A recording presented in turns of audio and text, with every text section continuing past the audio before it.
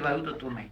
और जब वायु तत्व कम हो जाता है तो अग्नि तत्व एब्सॉर्ब करने की शक्ति नहीं होती, तो वायु के अंदर अग्नि तत्व कम हो जाता है। वायु के अंदर ही अग्नि तत्व एब्सॉर्ब करने की शक्ति है, क्योंकि वायु के अंदर ही अग्नि है। इसलिए जब वहां वायु तत्व भारी होता है, जहां वायु तत्व भारी होता है तो सूर्य चाहे कोई भी गर्मी एब्सॉर्ब ज्यादा कर लेते हैं, और जहां वायु तत्व हल्का हो गया तो अग्नि तत्व कम हो गया, और जहां वायु तत्व ही नहीं है, 10,000 मीटर ऊपर जाओ तो वायु तत्व का अंश मात्र ही है, तो वहां गर्मी कम हो जाएगी। क्योंकि वायु के अंदर, खुद वायु के अंदर हाइड्रोजन का हीलियम में परिवर्तन करने की शक्ति वायु तत्व के अंदर है। जैसे सूर्य की रोशनी है, कैसे बनती है?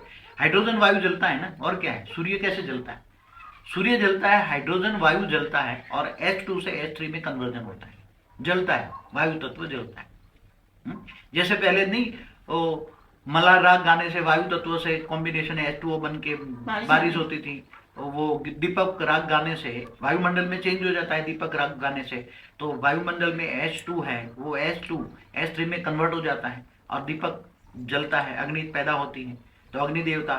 तो ये सब ज्ञान तो इतना है कि वो वहां आकाश तत्व बढ़ गया, जहां आकाश तत्व है वहां आकाश तत्व के अंदर सब कुछ है, मगर ये जो आकाश तत्व है 10,000 मीटर के ऊपर जो आकाश तत्व की मात्रा बढ़ती है ज्यादा, उसमें वो आकाश तत्व नहीं है जो एक्चुअली आकाश तत्व होना चाहिए। वो तो 500 किलोमीटर ऊपर जाओ तो भी वो आकाश तत्व है।